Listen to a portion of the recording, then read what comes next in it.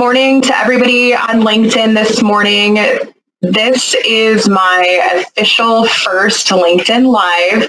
I was just approved a couple weeks ago, and so Dan Yeager, one of my coworkers at Kensington, was nice enough to join me for my first one. So please bear with us. There might be some technical difficulties as I'm getting used to this platform. But Dan, if you want to take a minute and introduce yourself and maybe what you have to do with the Ergo community, we'd love to hear a little bit about what you bring to the table today. Yeah, thanks. Excuse me. Thanks, Lisa. My name is Dan Yeager. I'm Director of U.S. Sales. So I head up our end user team at Kensington, which means we talk to customers about product needs and about opportunities. I recently became a certified ergonomic assessment specialist because I was very much interested in this category and how we are working with professional ergonomists in the field and how we can take some of that expertise back and develop new products to be even more relevant with our customer base. So I see great opportunities to really engage with this community and really talk about Kensington as a company and what we're trying to do, and it's developed a lot of great relationships with that audience. Awesome. Thanks, Dan. And for those of you that are connected to me that may not know me in real life, I always appreciate the connections on LinkedIn. And with COVID-19, certainly the LinkedIn and virtual connections are honestly just as strong as the face-to-face these days. A little history about myself is I was a ergo consultant for many years prior to joining Kensington. And so I thankfully get the job of not only talking to people about ergo frequently and marketing the products, but then also getting a hand in thinking about the development of new products and trying to overcome some of the challenges that we see in the workplace. So Dan, with his role in the company, gets to talk to a lot of different end users, different companies, has lots of different experiences out there.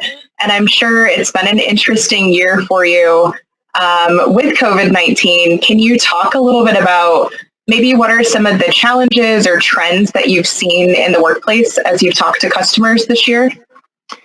Yeah, I mean, to say that it was a disruption to normal business is an understatement. Early on, the trend was to get employees who have been asked to work from home just enough, get them the bare bones, the minimums to get them up and running.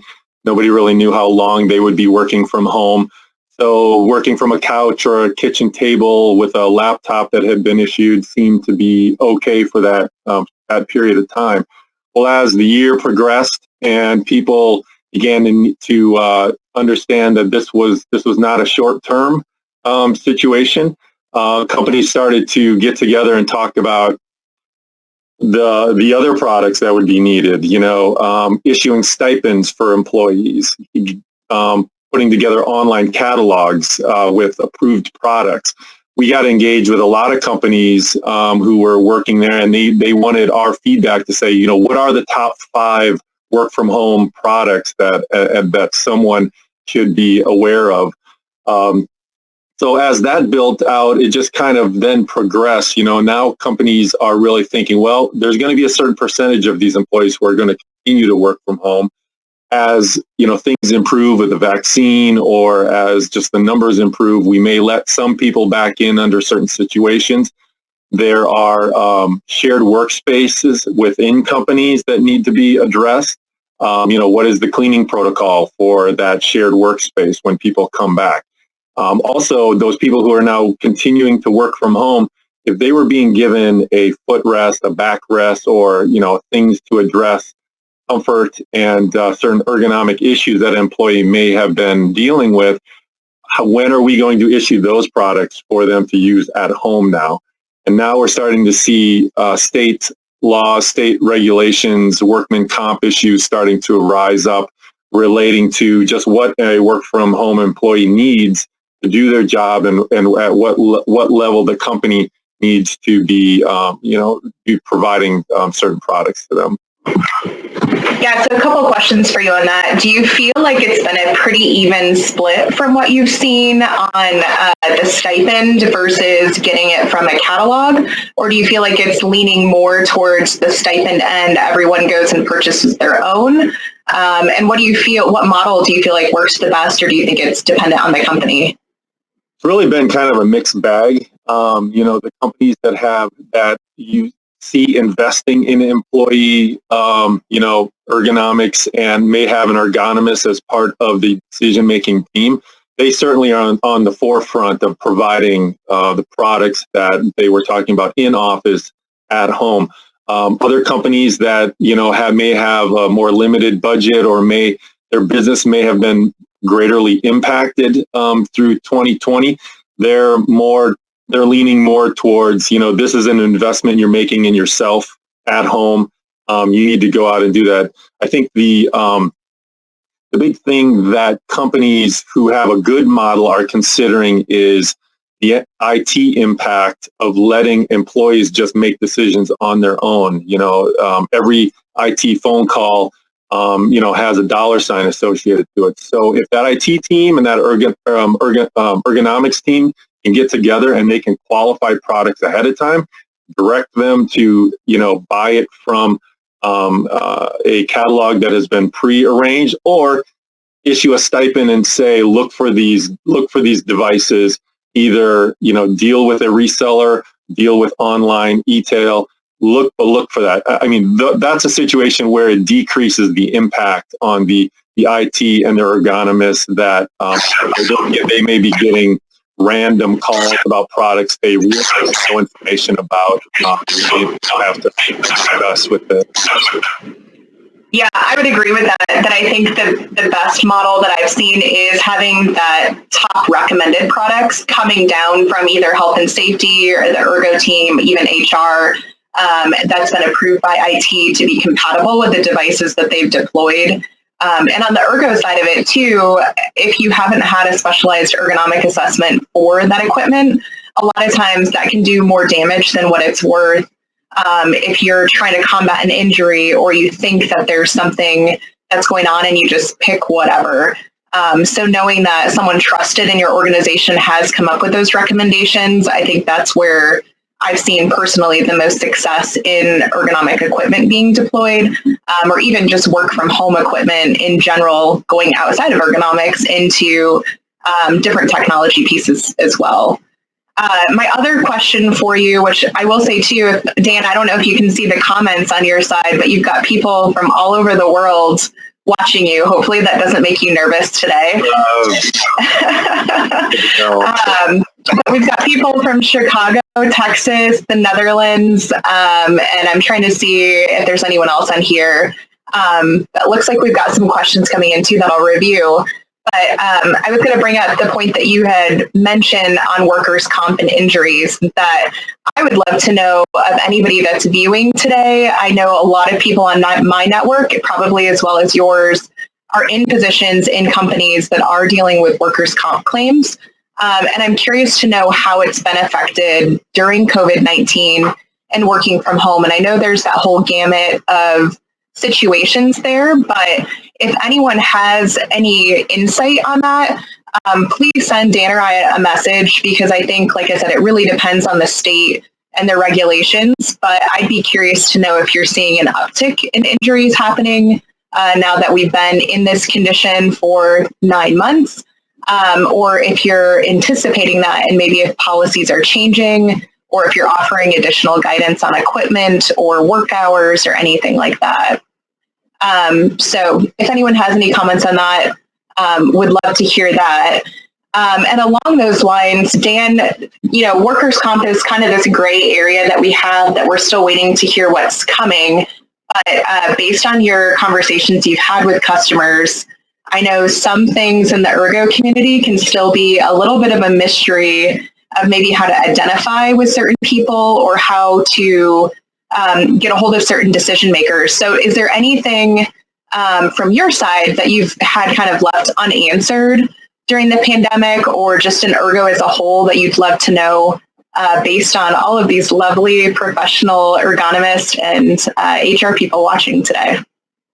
One area that continually comes up is kind of bridging the conversation between the ergonomics community, ergonomists, and the IT folks that work within an organization.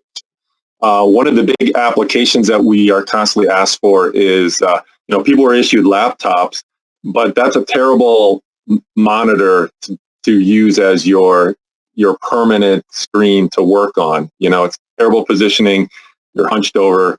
Everybody knows all the impact of constantly working on a laptop. So a lot of people are talking about, well, how do I improve my monitor positioning? Which typically includes the use of a docking station to do that. Now, that's not a traditional discussion that an ergonomist has, but has to be bridged with the IT group. So I'm always interested to know, in our current situation, are the ergonomists and the IT folks collaborating more to talk about these solutions with their employees? And then my second question is, a lot of ergonomists and the people that I've talked to, they love and they focused on doing evaluations, in-person evaluations of a workstation. Obviously, you can't do that. So how are the remote evaluations being conducted?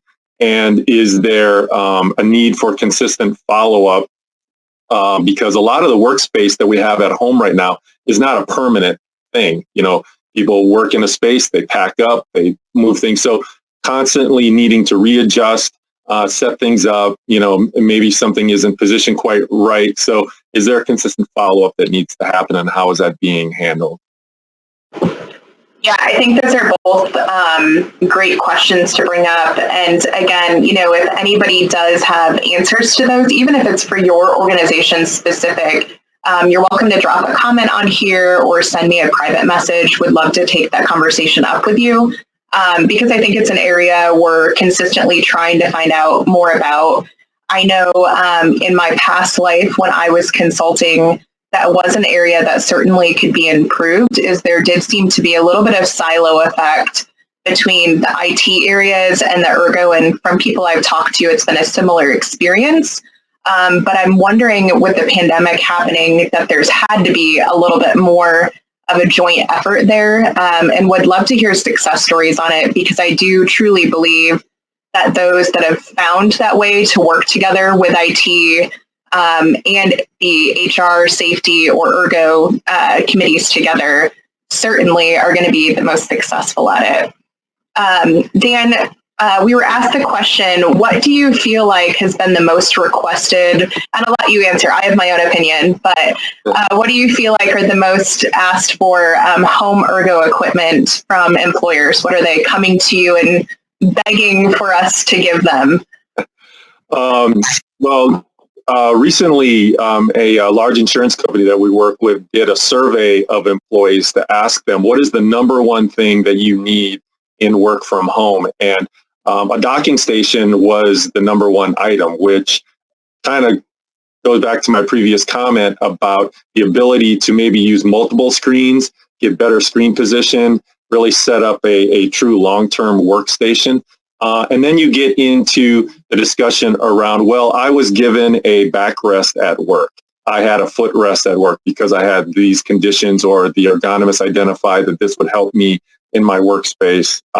And so those are being asked for. What are the best backrests, and how could I source them? And then it kind of gets down into ergonomic keyboards and mice, because people are now really, when you're in a work environment, you're kind of set in your place. There are certain things that are qualified, certain products that the company has agreed to provide you. But now when you're at home, you have the ability to really give, I think, deeper thought to how does my permanent workspace need to be arranged? So I think people are giving a closer look at the ergonomic keyboard and mice, and getting used to giving themselves some time to really use it and make it part of their environment. Yeah, I would agree with all of those recommendations. And, as you had said before, I think when we first got into this, people were like, oh my gosh, what do I need right now in this second to make do? But I think at this point, 9 months in, people are reaching outside of that laptop riser or keyboard and mouse that a lot of companies did pretty quickly offer those items. And if they're not, certainly that's step one. But now it is more into those comfort items like the backrest and or seat cushion.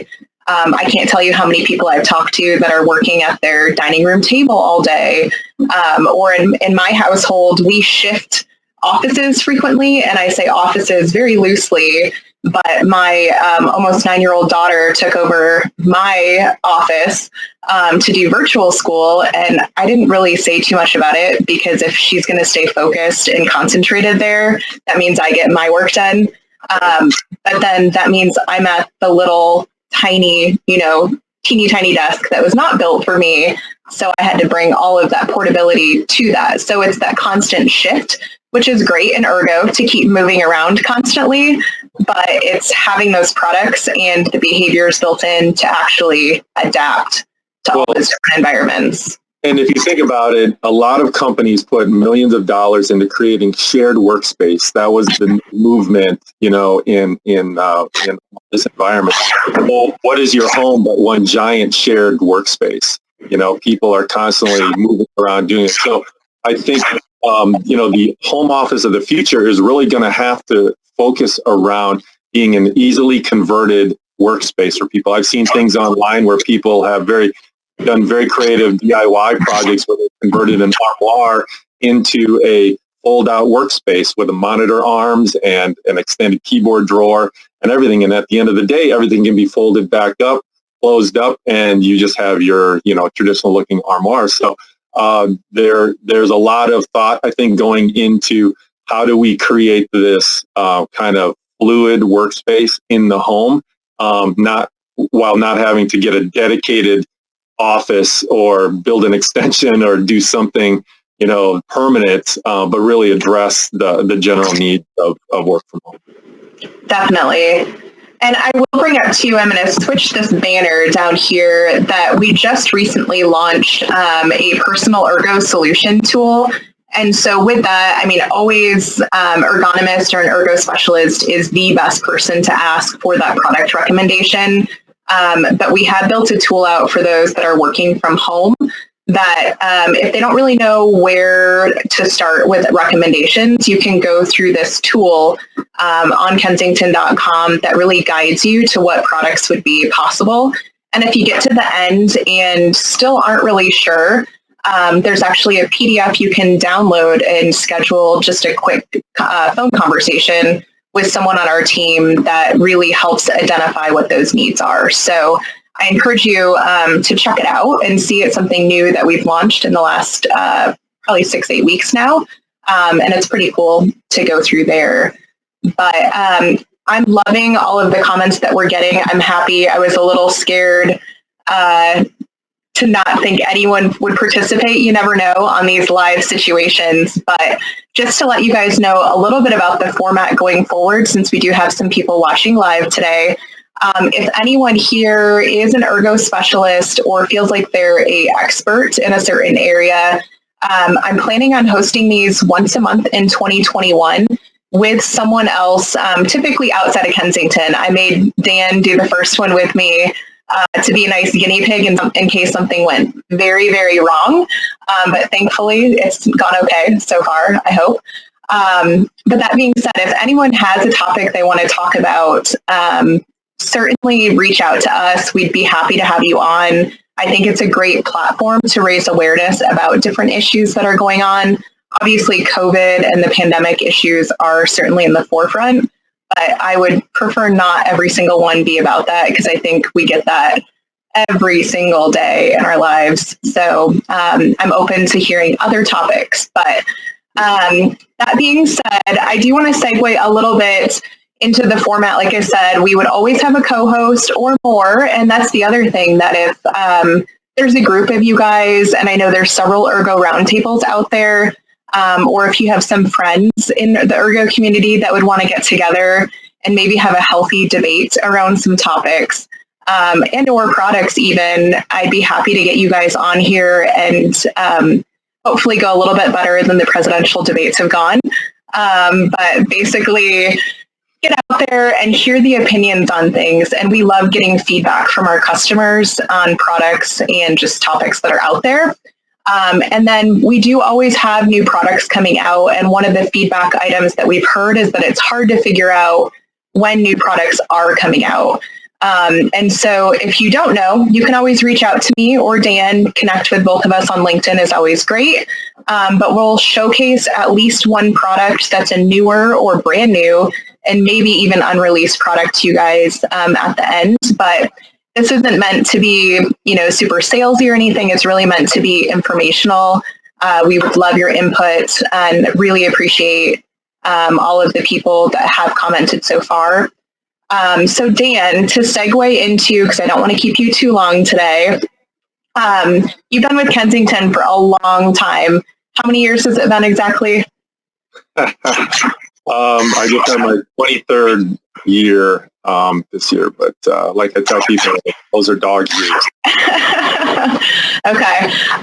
So from all the years that you've been at Kensington, what do you feel like your favorite all-time ergo product would be? And it could even be, that like expert trackball from forever ago, or, what's your opinion on that? Man, there have been quite a few, but I have to say, and maybe this can spark a debate series for you, but I have to say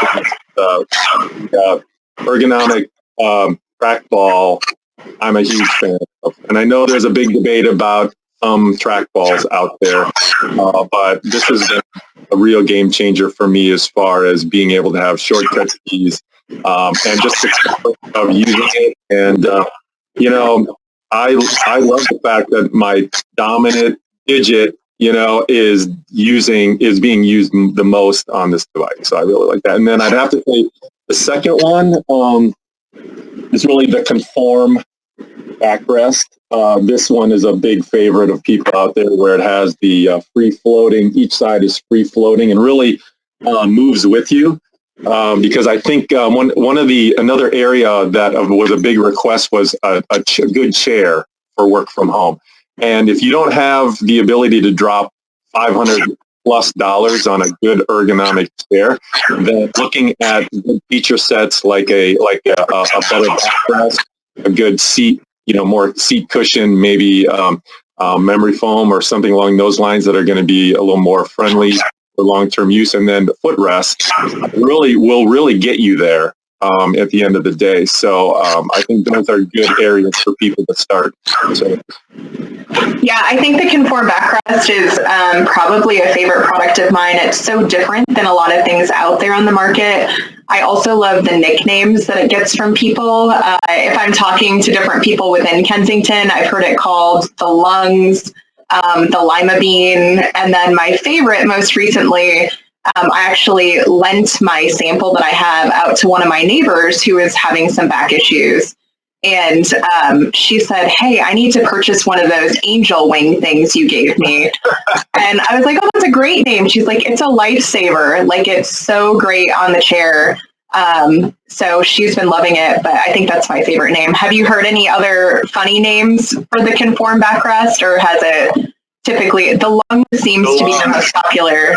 The one that looks like the lungs is what I hear a lot. Yeah.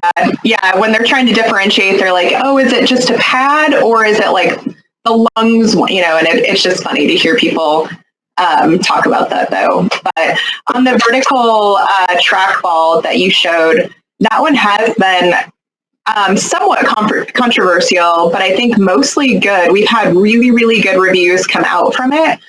And it's interesting that it is being somewhat vertical on there, that I hope that it does combat some of that positioning issue that people have had in the past with the thumb trackball. So I think that's a great choice for your product there. I'm going to show a newer product here. Let me put my little banner up here. I feel so fancy with these banners. But this is called the rocking footrest. And so I'll have to kind of do like a sliding motion here because the screen gets pretty small. But this is pretty interesting, and I feel a little bit like I'm on the Home Shopping Network right now. But you're actually able to spin this bar 360 degrees. And so I actually put this in our upstairs office because my husband works up there and constantly taps his foot to music all day. And so I'm sitting downstairs and I hear this pattern going. So I put that rocking footrest up there, and it's like a fidget spinner for your feet. So it spins 360 degrees. And now I don't hear the constant tapping from my upstairs office anymore. But it's nice, I think, for kids that do need to have something to stimulate themselves beyond just having that support for your feet. And then same thing for adults, that you just need that constant rocking. And I think one important thing, I'll show it one more time here. This bar is actually strong enough to have a full-size adult stand on it. Not that we recommend trying to surf on your footrest, but it's meant to also be used at standing desks, which are super popular right now. And I know some people's stipends from companies are purchasing those for them, which is great. But you can actually perch one foot up on it, like you're thinking of like standing in a bar. And that takes a lot of the pressure off your low back, which is great.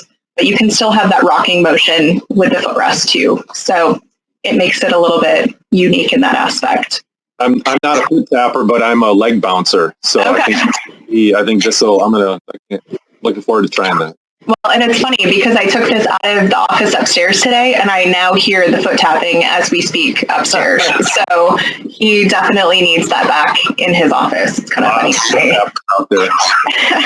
He says he always has like a concert, going on in his head, and I think it translates out to the footrest now, which is fine.